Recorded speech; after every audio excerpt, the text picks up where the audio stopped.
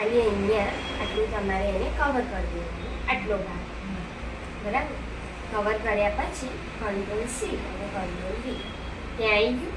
તો હવે જુઓ ત્યાં છે ને આજુબાજુમાં તમને બોક્સ દેખાય છે, બરાબર. આ 4 એરો દેખાય ને એટલે પછી એને સાઈડમાં લઈ લેવાનું અહીંયા, ઠીક છે. પછી સાઈડમાં ક્લિક કરો. તમે જ્યારે ત્યાં પેસ્ટ કરશો અને સાઈડમાં ક્લિક કરશો ને એટલે ત્યાં સેટ થઈ જશે. એટલે જ્યારે બી પેસ્ટ કરો ને ત્યારે એના પર આવું બોક્સ આવતું જ હશે.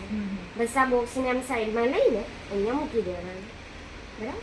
અને સિલેક્ટ કેવી રીતે કરવાનું? જે રીતે કીધું કે તમારે આટલું ટ્રી સિલેક્ટ કરવાનું છે, બરાબર. તો માઉસ અહીં રાખવાનું આ રીતે અને પછી આખું ચોરસ બનાવવાનું. ચોરસની અંદર તમારું આ ટ્રી આવી જવું જોઈએ એટલું સમજો. આ તમારો ગોલ છે. પછી બટન છોડી દો. બોક્સ આપણું બની ગયું એટલે સિલેક્શન ત્યાં સુધી છે, બરાબર છે. પછી કોપી પેસ્ટ, બરાબર.